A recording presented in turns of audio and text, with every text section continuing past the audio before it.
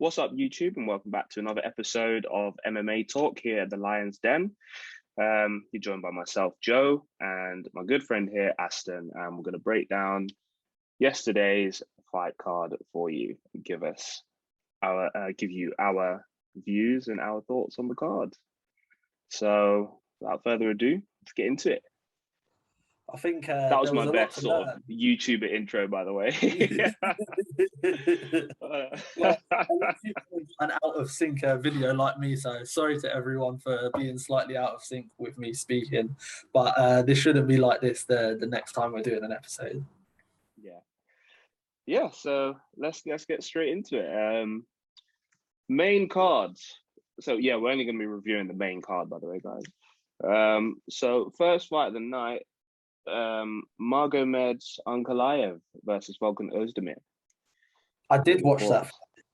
So I was quite impressed. But the thing that surprised me the most, because I remember the hype and the rise of Oezdemir in his short, I say short tender in the UFC. It's been quite a few years, but in terms of like how quickly his time seemed to be was very short. Like he was here and gone in the blink of an eye. He was like going to be the next big thing. He was putting people away. He was winning fights. And I thought, we might have someone serious here. And then it's like slowly but surely he's become like invisible and he's just gone down and down, if that makes sense. Yeah, he's on his way out, isn't he? Yeah, it looks that way. Yeah, UFC aren't playing these days, man. You know how they're cutting these fighters quick. Yeah. They'll lose like 3 fights and they're like, you're done. Like, fucking hell. Fucking harsh system. But yeah, no, you're right. Oezdemir had a very short run where he was really like, even fought for the title, didn't he? Against DC. Yeah, he did. Sure. Yeah. It was one of DC's title defenses. So to go sort of from that top contender to now he's losing to I don't know, like rank 9, 10 fighter. Is he even ranked in the top 10 though? I don't actually know. I think he might have been on the cusp of it, maybe like somewhere around 10, 11, but I think that might have been it. But yeah, he's definitely not the old Oezdemir that we'd seen previously when he was knocking people out, pointing at his wrist, being no time Oezdemir, and now he's got no time left in the UFC, it seems. Yeah, we have to give props to Magomed though. I rate Magomed's Ankalaev as a fighter. I think he's one of those. He's on his way up.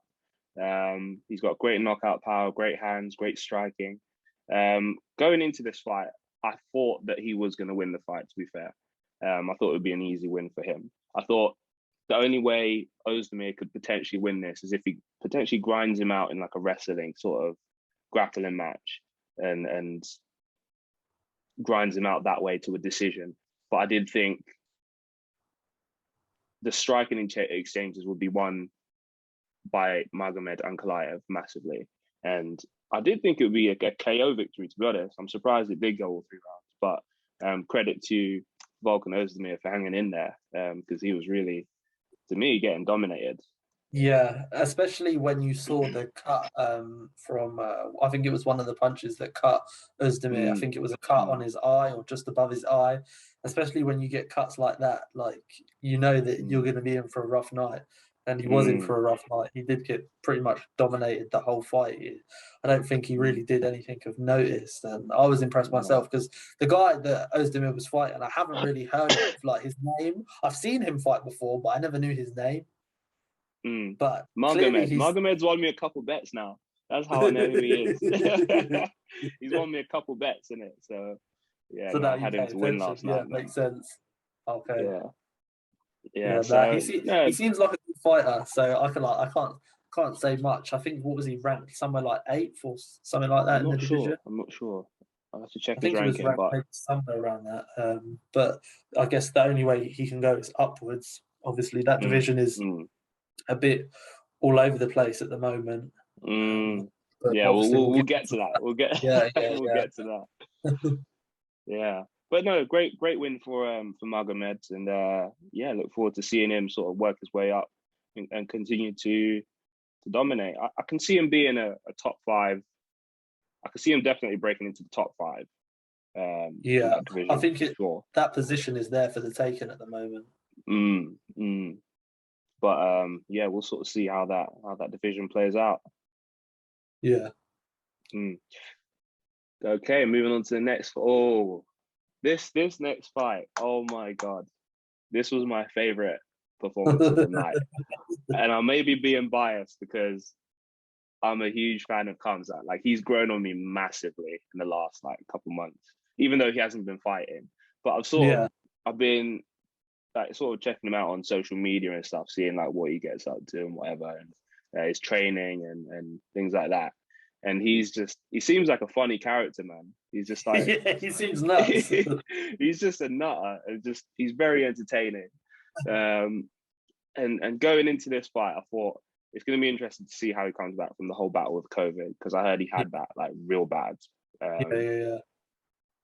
But going into fight week, he was in good shape.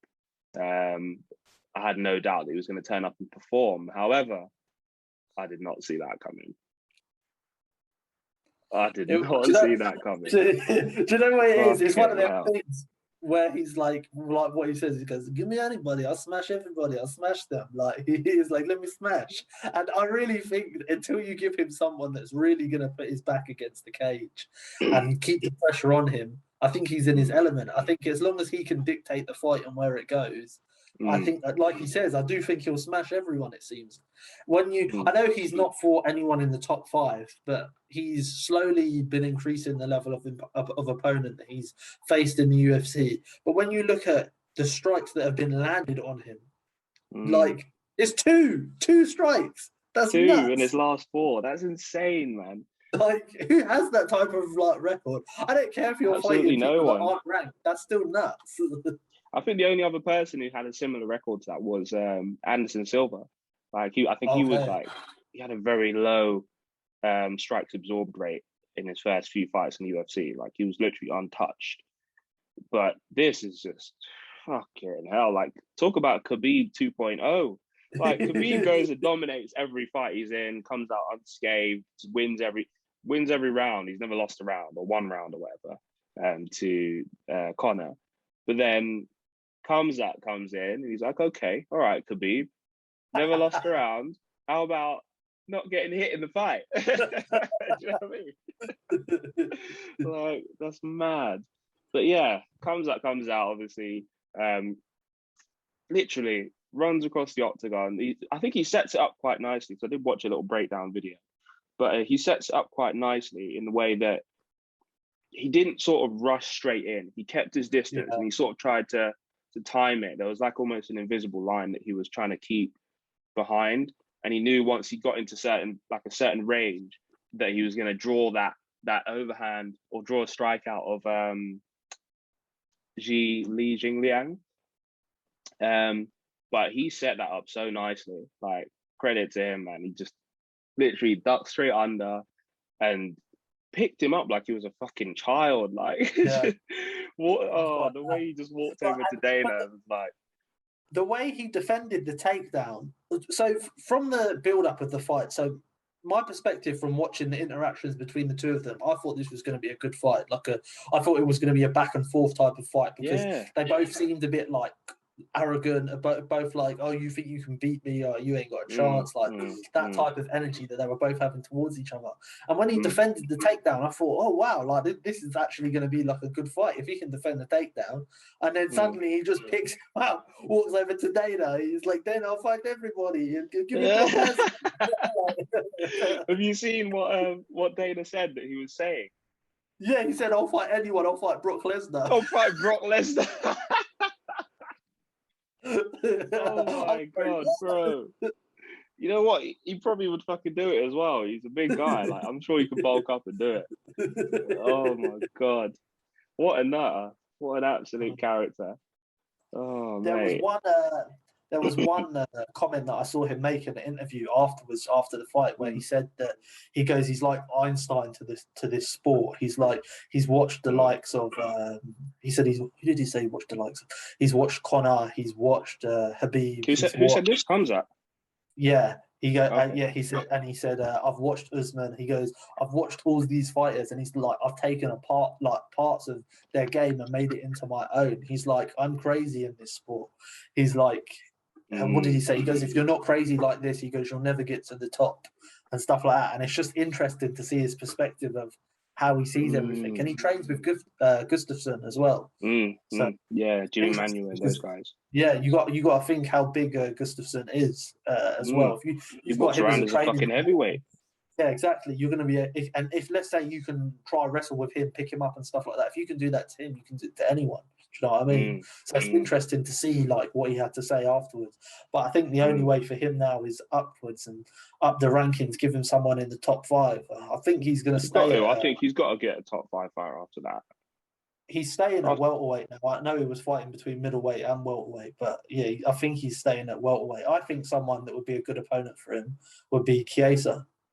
Yeah, I think so as well. I was gonna say top 5, top 7-ish, like more towards the top 5 level. But yeah, I think Chiesa will be a good fight for him. He's ranked 6 or something, isn't he? Yeah, and he's good. He's good on the ground. So even if Khamzat does get the takedown, at least he's got the capability to try and do something on the ground. Yeah, I think that fight would sell. It would be interesting because we've seen him sort of dominate these strikers. I want to see how he does against like a grappler and a wrestler. Yeah. You know what I mean? Or someone with submission, like the submission threat. I do think he'd manhandle Chiesa, to be honest. I don't think it would be close, but the intrigue is still there. Do you know what I mean? For sure. Like how would he handle it? But yeah, wow, fucking insane. Nice. I did not see that coming at all, and what a performance by Khamzat. Yeah. It makes you wonder, innit? How do you think that Leon fight would have gone if they had actually fought? Yeah, it's interesting. It is interesting to think about it. I think it would have been a hard fight for sure. As much as I love Leon, like I feel like, I don't know, a part of me wants to say Khamzat would rip him to shreds if that fight would have gone. But I don't know. Could happen in the future. Could still happen. Yeah. I think time would. It's still early days. It's so easy to like go off these wins, like these short wins from Khamzat, and be like, oh my god, like yeah. I think the level of opponents he's beaten so far, obviously, are nowhere near the top 5 in the division. But I think the manner in which he's beaten the people he's beaten, I couldn't see many people in the top 5 beating them that way.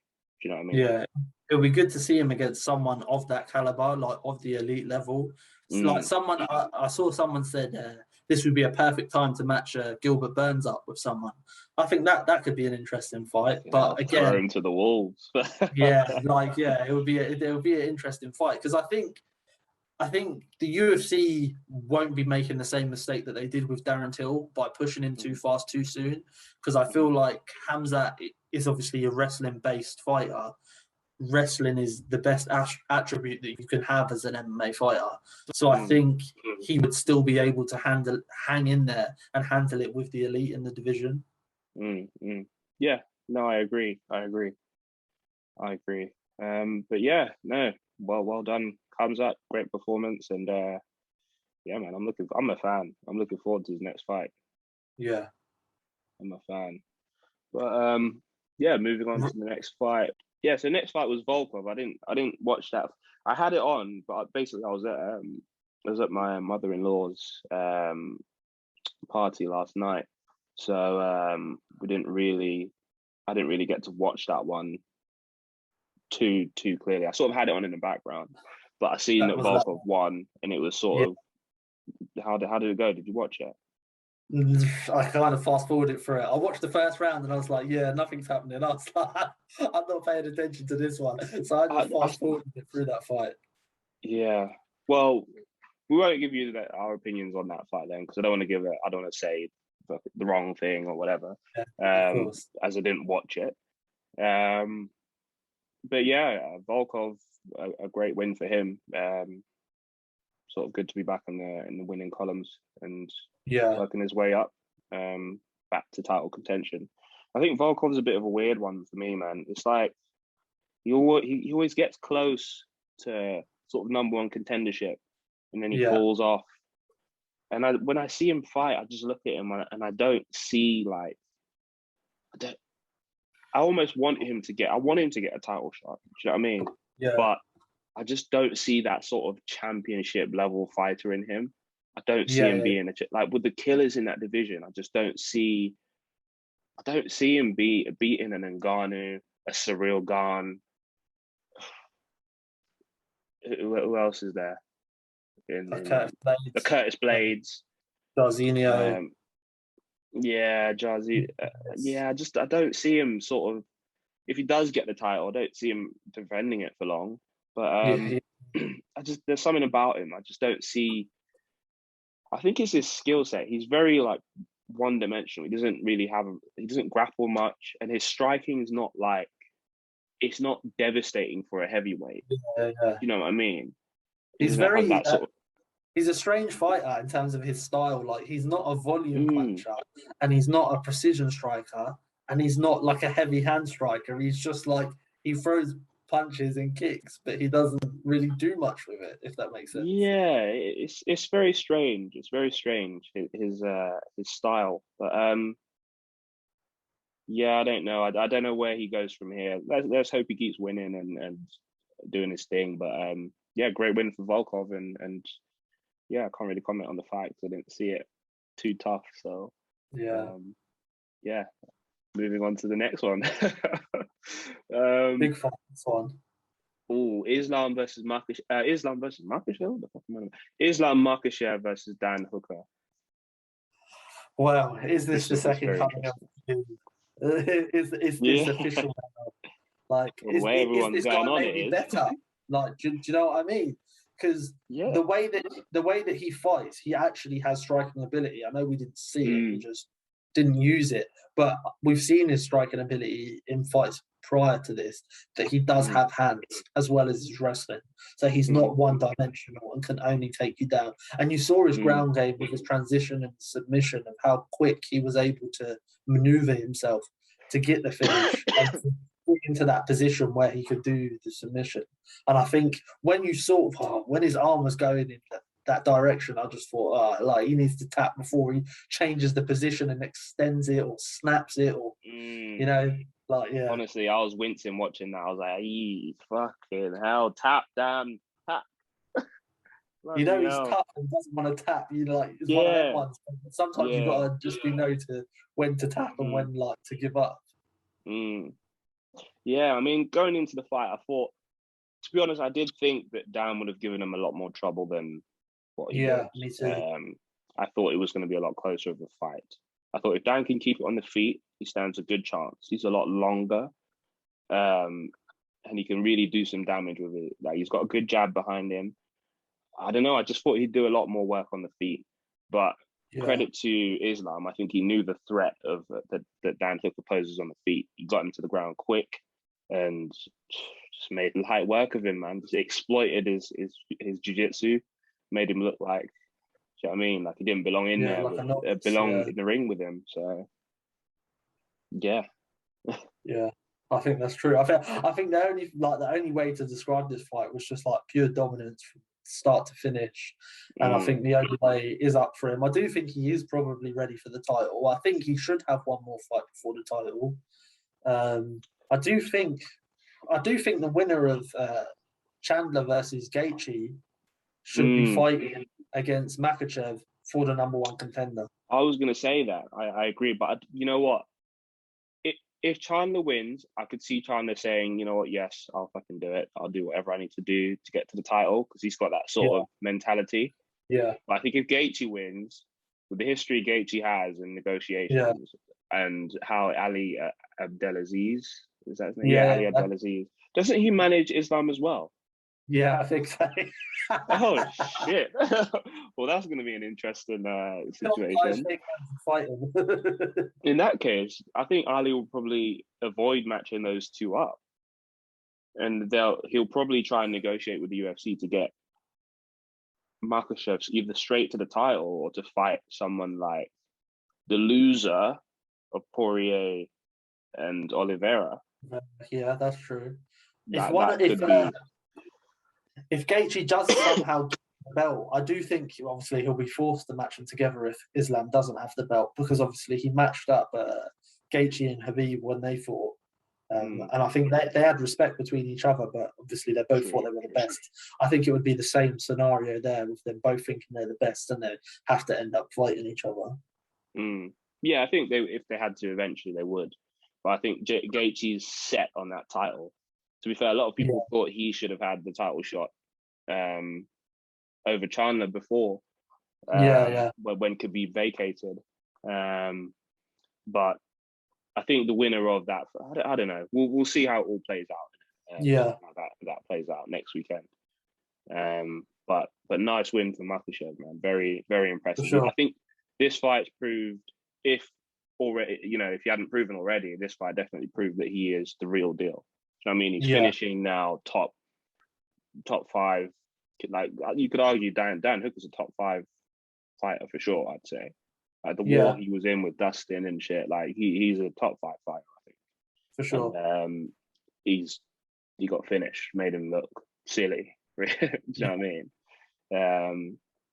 So yeah, no, he's the real deal, man, and it'll be interesting to see how he does if he can follow in Khabib's footsteps.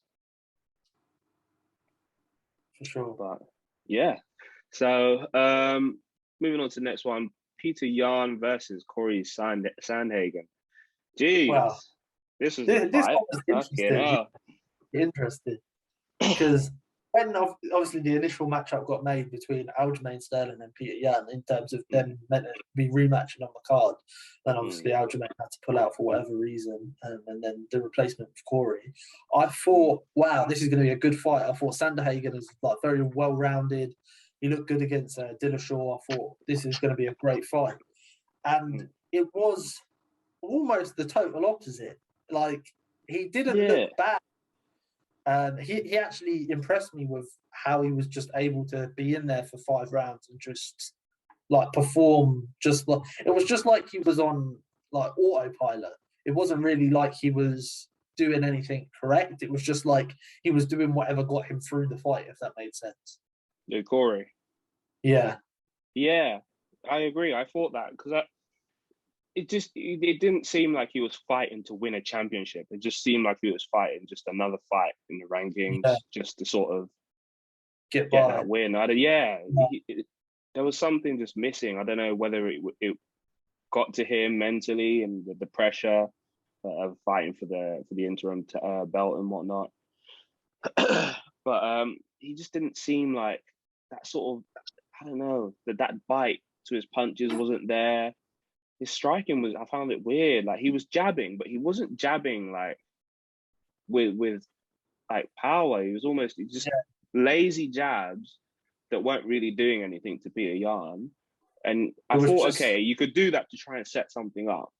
But he did it for 5 rounds. He didn't like throw anything powerful, like near enough the whole fight, like very few strikes.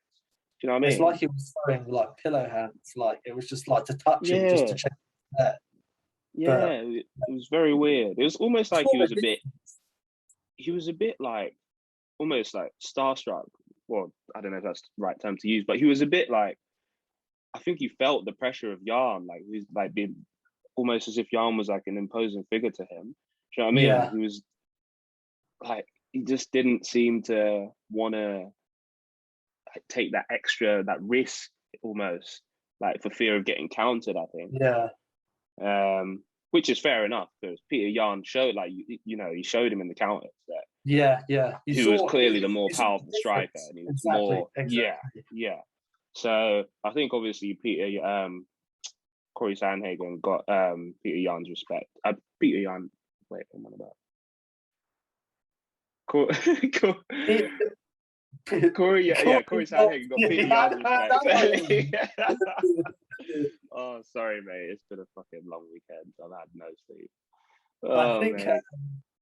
I think the best way to put it for this fight is basically Petr Yan showed why everyone thinks so highly of him, why everyone still sees him as the champ after the incident that happened with the illegal knee. And I think the only thing really to say is obviously just bring on the rematch, let it happen again. If if he's going to come in and like perform how he was, where he was outclassing Aljamain Sterling, and obviously he's going to be champion again. If he comes in overlooking Sterling, thinking, I already beat you once, like it was just because of an illegal knee that I didn't keep the belt, like I think then he might maybe underestimate Aljamain. But I think we'll only see that when the fight obviously gets scheduled. Absolutely. And as for Aljo, boy, he better pray to the gods that a miracle happens and he gets some fucking knockout power in his hands or something, because Peter Yan's gonna cut through him like a hot knife through butter. I'm telling you, like he's levels above, and I think he showed that in the first fight, and he showed that in this Cory Sandhagen fight, like why he's the best in the division, in my opinion. Yeah. But yeah, no, it was a great performance by Yan. Slightly disappointed in the way Cory performed, but we move, and the division moves on. I think for Cory, he's got to really go back and review why. I don't know, whatever he was dealing with, or he needs to watch the fight and sort of, I don't know, make some changes, figure out what happened, and move forward, because we know he can knock people out, and he's had better performances than that. Do you know what I mean? Yeah. As a fan of Cory Sandhagen, I think that was quite a disappointing performance. For sure. But yeah, we move on to the main event of the evening, sponsored by the Lyons Den. Yeah, Glover Teixeira, Jan Błachowicz. I think. Okay, I'll let you start. I'll start off by saying I think Jan said it exactly right in his post-fight interview. I don't know what happened. I left the Polish power at the hotel room. That's exactly what happened. That's exactly what happened. He just. Oh my God. You know what? It goes to show a lot of things. Obviously, Glover Teixeira is 42 years of age, plenty of experience, plenty of ups and downs in his career. Then you've got Jan, who's obviously had a lot of ups and downs.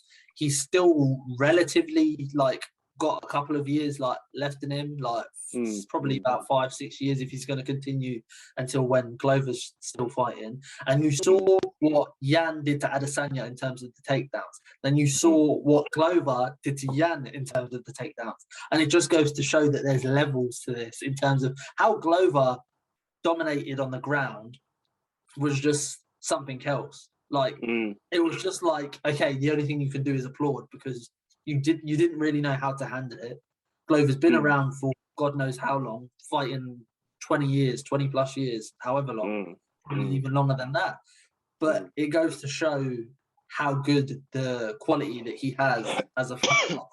Not no one thought he would win the belt, but across his career, when John Jones was still champion, no one thought he was going to win the belt. Obviously, now the division's moved on. You've had Jan, now you've got Glover. He actually had that chance where he can win the belt, and he capitalized on that and won the belt. And now he's saying that he's going to defend it. I thought he would capture it and be like, right, I've got the belt, off I go into the sunset. Thank you, UFC, for everything. Blah, blah, blah, go.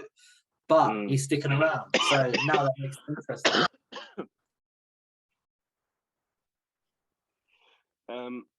Yeah, what a story for Glover, isn't it? Yeah, absolutely unbelievable. At 42 years old to have accomplished what he's done is legendary status, in my opinion. That's a Hall of Famer right there. In terms of the performance itself, I think going into the fight, I, along with the majority, I think, believe that Jan was going to make light work of it. Do you know what I mean? Glover's 42. He's not got as much of a chin as he used to. Jan's got the legendary Polish power. Put 2 and 2 together, do you know what I mean? It's going to end in a knockout pretty fucking quickly. However, that's not how it fucking went. I think going into the fight as well, I thought the only way Glover could win this was to get him to the ground. We all know Glover's top game is fucking immense. The guy just, there's something about him. He doesn't look like he's a Khabib or anything like that. But the way he knows how to use his weight, when he gets on top of people, they don't get up. They don't know how to sort of, you know what I mean, maneuver out of the positions that Glover's getting them into. And I think he showed that in this fight, the level of wrestling that he's at. Even some of the striking exchanges he was winning as well. He caught Jan with a good left hook, which rocked him in the fight. So people, again, sleep on Glover's boxing. He's actually a fucking sick boxer. He's got that Mike Tyson style, doesn't he? I was going to say that. He's got the close guard. And I was amazed. I couldn't believe it, honestly. I was very shocked at the result. I did think Jan was going to win, but I'm so happy for Glover, man. So happy. I don't think it could have happened to a nice fight. Yeah. He's such a nice guy, and to have not that I've met him, but he seems like a nice guy. And to have achieved that, 42 years old, after losing to John, John dominating the division, he never gave up. Do you know what I mean? He kept going, kept fighting. He lost in that time as well. It's not like he just went on a mad win streak since he lost to John. Do you know what I mean? Got knocked out bad by what was his name? No. Didn't Gus knock him out? I'm sure Gus knocked him out with some uppercut. He might have. I'm trying to think. But nah, the guy I'm thinking of, who was the guy that went to Bellator? Cory Anderson. Guy. No, black guy. Wait, no, Cory didn't knock him out. I'm looking at his... Oh, Rumble Johnson. That's it. Yeah. I remember he got knocked out bad in that fight, early, quick. I remember that fight. Yeah. And then I've got his record up here. I was going to say, I've got his record up here. And since losing to John Jones, he lost to Phil Davis the following fight. Then he won 3 fights in a row. He beat Oezdemir, Patrick Cummins, and Rashad Evans. Then he got KO'd by Rumble Johnson. And then he beat Jared Cannonier. And then he got KO'd by Gustafsson. And then he beat Misha Shurkanov. And then he lost in a decision to Cory Anderson. And then he went on a win streak. 1, 2, 3, 4, 6-fight win streak, or 5-fight win streak leading up to the title, So it's not like the guy's cruised through. Do you know what I mean? He's had to go through hardship. And he's had to go through it to get back to where he was. And what a great sort of story that is. And it's just, you got to take inspiration from that, man. What a comeback. What a moment for him last night to finally realize gold after facing the adversity he has and get that strap. Do you know what I mean? At his age as well. And that was interesting to see him defend it, because obviously we all know who he's going to fight next. Yuri Prochazka, Fucking hell, that's going to be a fight, man. Yeah. You've basically got the sorcerer versus the apprentice. yeah, literally. It's like, it's weird because before seeing this fight, I would have said Yuri's going to blast through him. He'll just piece him up and KO him pretty quickly, I think.